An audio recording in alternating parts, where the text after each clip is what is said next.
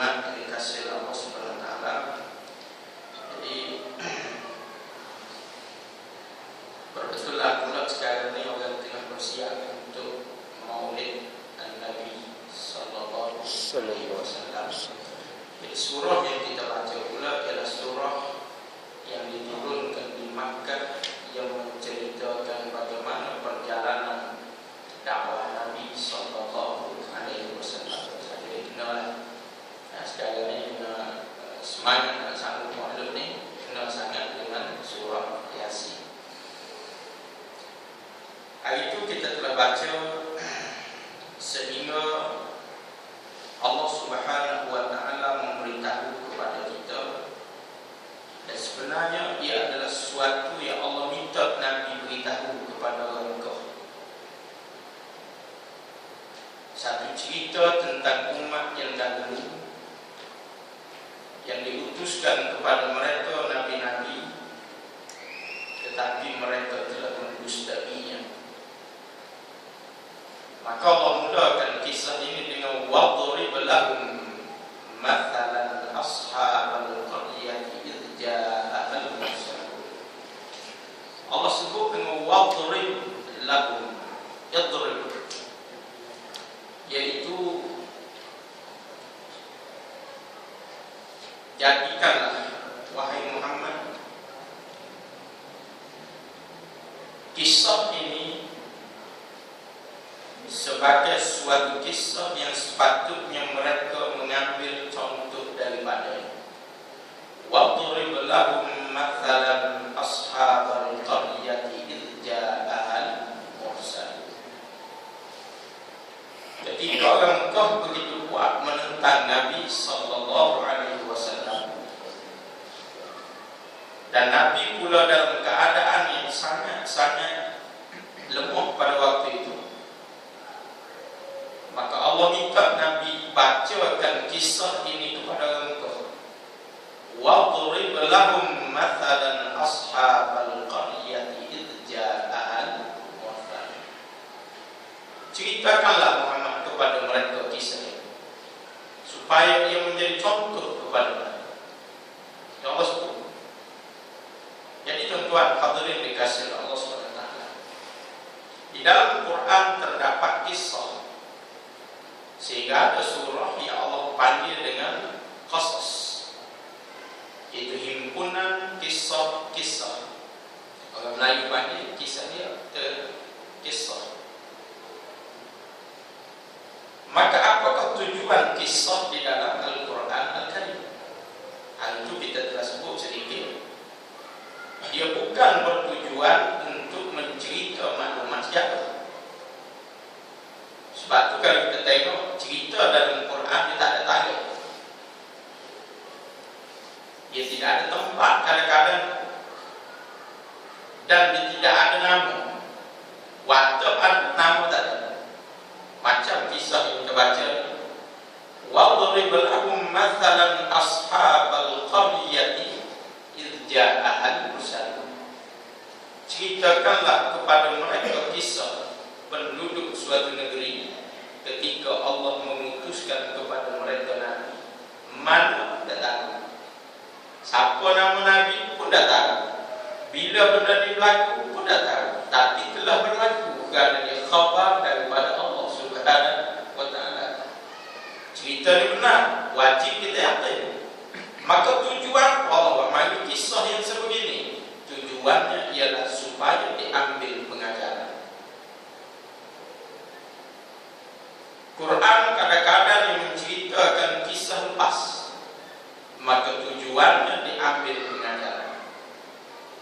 Litaj'alaha lakum tadhkirata wa ta'iyaha udhun wa'iyah, dalam surah Al-Haqqah. Kisah-kisah yang Allah paparkan kepada kita adalah supaya ia menjadi tauladan, kata Allah Ta'ala.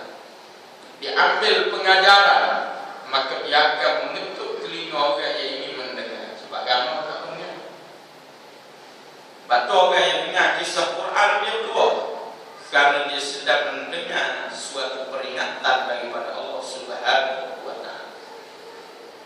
Tapi dah cerita tak ada tarikh, tak ada tempat, dia tahu ada sedang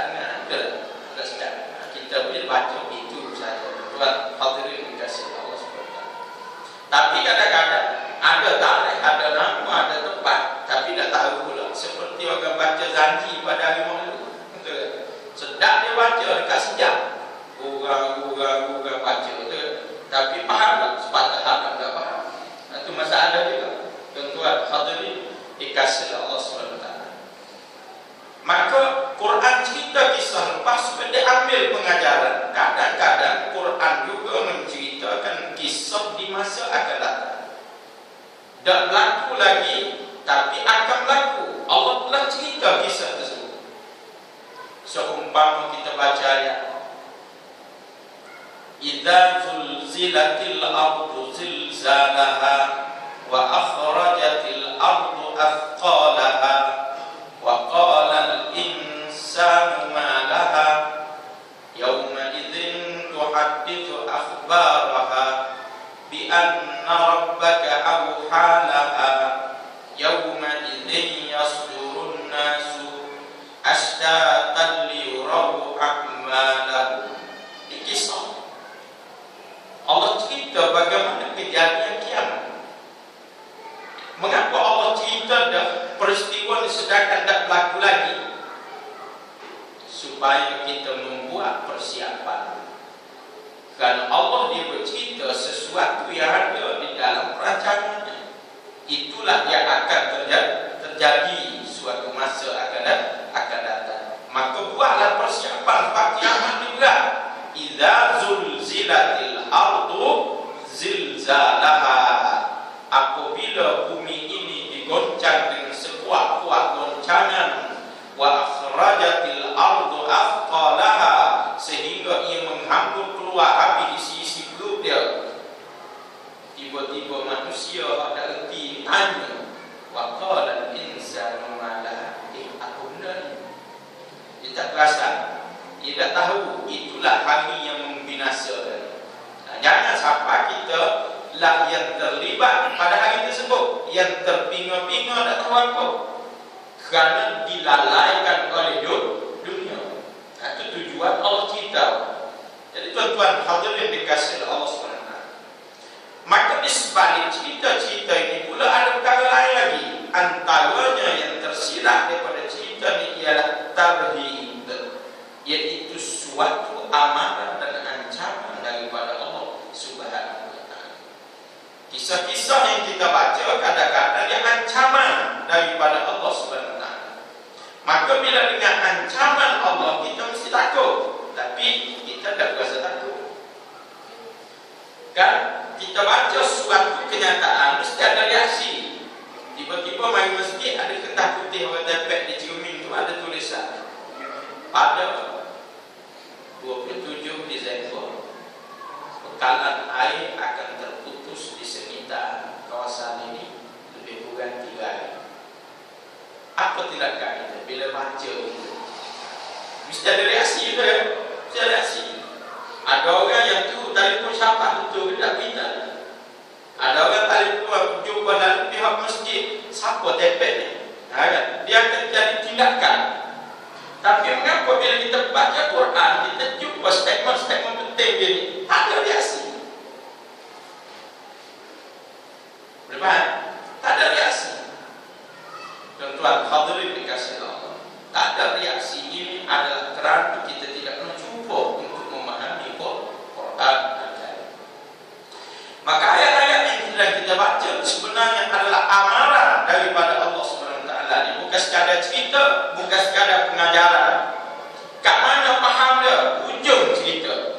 Wa ma anzalna ala qaumihi min ba'dihi min jundin minas sama' wa ma kunna munzilin in kanat illa sayhatan wahidatan fa idahum khamidun.